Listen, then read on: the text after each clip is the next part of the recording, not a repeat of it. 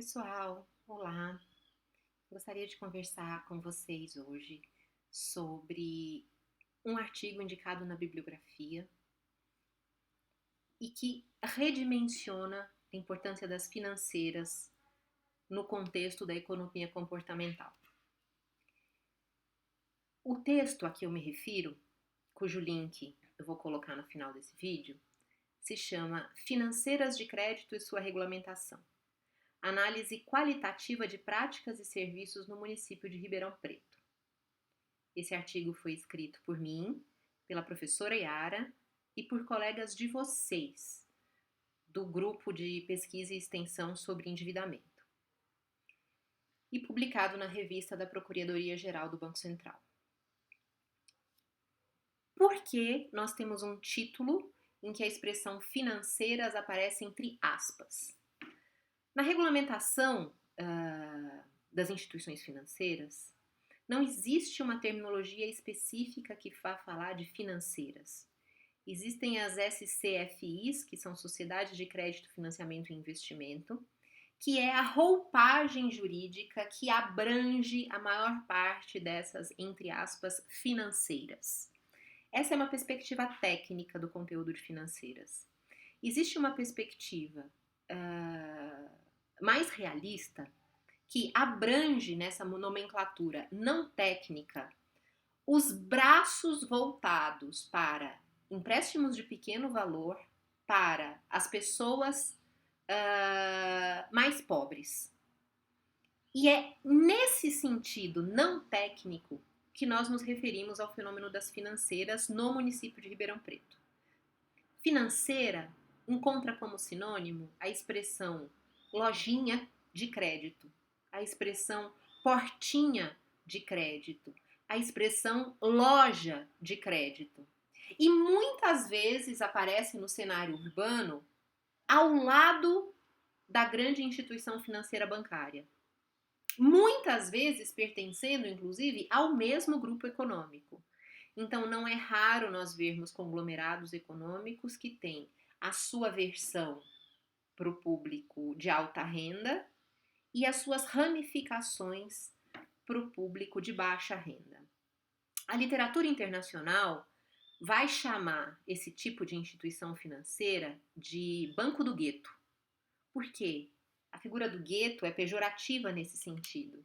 O gueto são os pequenos grupos de minorias étnicas sem acesso ao volume formal de dinheiro, sem as melhores condições de contratação, e por isso eles são chamados na literatura internacional de bancos do gueto.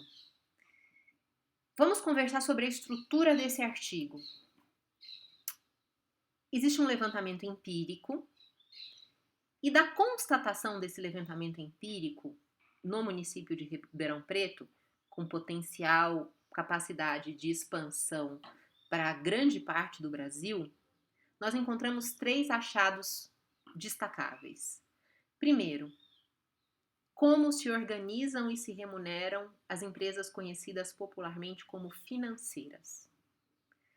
As financeiras normalmente se estruturam com base num sistema de franquias, ou seja, eu tenho um grupo econômico e esse grupo econômico permite que vários agentes individuais, chamados correspondentes bancários, fundem uma pessoa jurídica e passem a explorar como correspondentes da instituição financeira para a qual trabalham a oferta de crédito no contexto em que se instalam.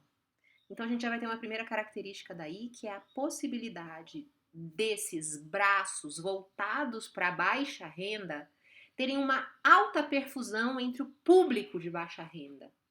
Porque um indivíduo que vai receber uma comissão por cada contrato de empréstimo realizado tem todo o estímulo de conhecer o seu ambiente e ele é o ganhador direto da venda de um novo produto financeiro. É diferente do gerente do banco que trabalha na agência e atende uma localidade. As dimensões das lojinhas de crédito e das portinhas de crédito permitem que elas se instalem de maneira muito mais próxima do potencial consumidor.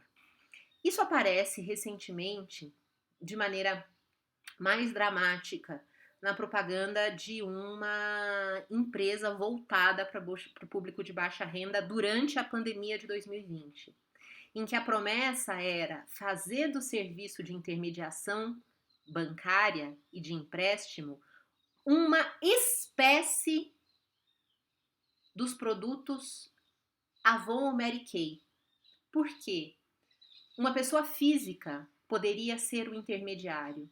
E o mote dessa propaganda é: indique os nossos serviços para os seus amigos e familiares e ganhe até R$ 3.000 por mês. Olha que coisa curiosa. Então, a ideia é transportar para esses indivíduos que fazem a intermediação da oferta do crédito a proximidade da família e a proximidade da amizade. Pessoal, em termos de economia comportamental, em termos das barreiras propostas por Richard Taylor e Carl Sunstein, isso é um absurdo. Você está criando estímulos para que as pessoas se sirvam das relações de família e de amizade para introduzir um produto financeiro com características marcadamente piores. Se fosse um bom produto, ele seria ofertado na agência bancária. Se não dependesse das estruturas de barreira psicológica para acesso, as pessoas que precisam crédito iriam até a agência bancária. Mas o mecanismo se desmonta. Então, a oferta de crédito acontece massivamente por telefone, a oferta de crédito acontece na persuasão do bairro, da localidade de onde o possível tomador de crédito mora, e no embate pessoal para tornar a negativa e a recusa, que deveriam ser critérios formais de recusa de um trabalho, um elemento mais dificultoso. Então o pobre brasileiro vulnerável e letrado não consegue perceber a diferença técnica, muitas vezes, tá? Não estou fazendo uma crítica à população, eu estou fazendo um traço distintivo da população que é mais vulnerável porque é iletrada. E trazendo para esse público altamente vulnerável e pouco educado a mensagem de que a tomada de crédito vai ajudar alguém do seu convívio. Então, olha, por favor, faz o crédito, me ajuda, eu queria tanto ganhar a meta que eles me propõem. Um escândalo, né? E essa estrutura dos correspondentes bancários representa também a possibilidade de que exista um mercado paralelo para renegociação das dívidas. Então, se eu, correspondente bancário, ganho uma comissão quando eu trago um empréstimo para mim, a ideia originalmente valorosa da possibilidade da portabilidade das dívidas encontra um inimigo interno, que é aquele que quer fazer a portabilidade das dívidas não para algo que seja mais vantajoso para o devedor, mas para algo que seja vantajoso para a comissão que aquele indivíduo que vai tomar o empréstimo traz para si. Houve uma tentativa de nova regulamentação sobre isso. Vejam o último vídeo, uma notícia de jornal que aparece junto com a referência da proibição da oferta de crédito rotativo pelo telefone. Mas enfim, é uma iniciativa pequena demais nesse universo da figura dos correspondentes bancários e da difusão via franquias das financeiras dos guetos. Segunda característica, B. Considerando a abundante estrutura de agências bancárias no município de coleta dos dados, Ribeirão Preto, a Califórnia paulista, quais disfunções podem decorrer do acesso da população mais vulnerável às estratégias das financeiras? Tá? O que a gente discute nesse ponto, eu e os outros autores do texto? A gente discute o seguinte: você quer criar uma estrutura de correspondentes bancários para atenderem de maneira mais ágil, mais barata, mais leve nos rincões do Brasil? Beleza, Banco Central, faça isso. Nós sabemos a dificuldade de estabelecimento de agências físicas nos rincões do Brasil. Agora, qual é a justificativa para esse tipo de instituição financeira funcionar num mercado como Ribeirão Preto, altamente urbanizado? Existe dificuldade de acesso no município de Ribeirão Preto? Não. Então, existe a desculpa formal e a fundamentação formal para a existência dos correspondentes bancários, pensando num Brasil cheio de rincões, eminentemente agrário, e o que existe é a realidade das lojinhas de crédito funcionando ao lado das grandes agências.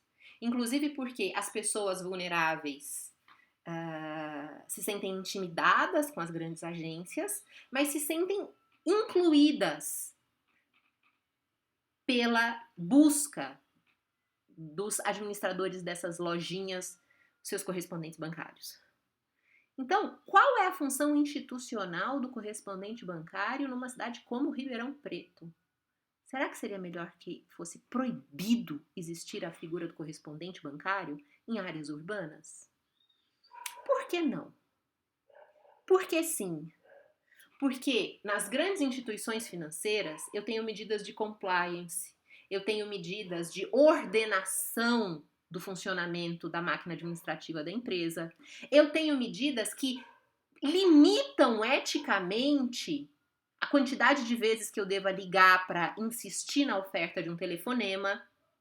Eu tenho mecanismos que controlam a abusividade do gerente em oferecer crédito. Eu tenho a estrutura de uma grande empresa. Mas quando essa grande empresa delega a um desconhecido e lhe dá autonomia para fazer o serviço sozinho, e mais, lhe dá o estímulo para que ele ganhe baseado na quantidade de empréstimos que ele consegue fazer seus clientes, entre aspas, engolirem. Você desmonta toda essa estrutura. Então, tá? Eu sou uma cliente de primeira linha do meu banco. Se a minha gerente me manda um WhatsApp, eu respondo se eu quiser. Quando as pessoas se encontram vulneráveis, elas recebem achaques se elas não encontram reciprocidade para a investida da oferta de crédito. Não tá me ligando, não tá me respondendo por quê? Não respondeu meu WhatsApp por quê? Vamos lá, dona Maria, vamos fazer um empréstimo hoje. Vai ser bom para a senhora. Tô passando aí para deixar o contrato, mas basta a senhora dizer sim, que eu já deposito o dinheiro em sua conta. Não, juro é baratinho, sim. Se preocupe não, dona Maria. Isso acontece o tempo todo. E a desculpa oficial simplesmente nega o problema. Terceiro fator. Como se estabelece o paradoxo de que o crédito consignado seja o principal produto ofertado pelas financeiras? Pessoal, nós tivemos uma grande luta para a criação do crédito consignado. A característica distintiva do crédito consignado é a virtual incapacidade de inadimplência. Por quê? O benefício previdenciário e a pensão por morte têm um depósito garantido. O único risco, de fato, é a pessoa morrer no transcurso do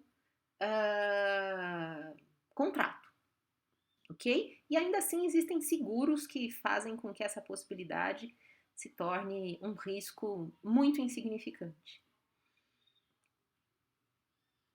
E aí, pessoal? Tem juros regulados. Por que as pessoas que podem tomar o empréstimo com essa grande garantia o farão nas piores instituições possíveis, no sentido de que elas não têm a estrutura de vigilância interna das empresas, a estrutura de compliance a favor da manutenção dos direitos do consumidor? Isso é uma grande incoerência.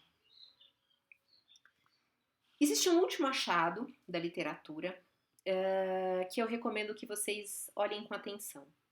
Não está descrito no resumo, mas está descrito no corpo do texto, que é a notável insignificância das fintechs para os agentes que nós entrevistamos.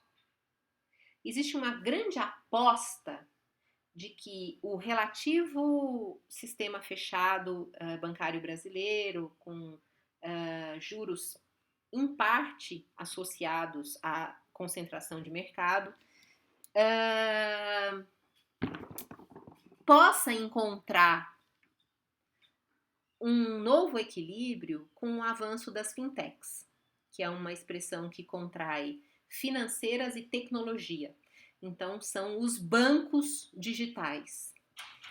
E o que as nossas pesquisas orais, qualitativas, sugerem é que os agentes que trabalham com esse tipo de público muito pobre, muito vulnerável, pouco letrado, não se sentem nem um pouco ameaçados pelas fintechs. Porque eles sabem que a resposta comercial para esse tipo de cliente acontece no boca a boca, no pessoal, no telefone via número, de modo que, enfim, é possível que exista uma fatia importante do mercado bancarizado no país que não tem outra opção a não ser se manter cativa dessa exploração primitiva de serviços financeiros. Por favor, leiam o texto. Obrigada.